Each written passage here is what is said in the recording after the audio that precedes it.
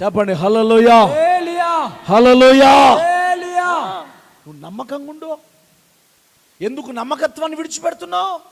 నమ్మకత్వాన్ని విడిచిపెడుతున్నావంటే నువ్వు దేవుని చేయి విడిచిపెడుతున్నావు.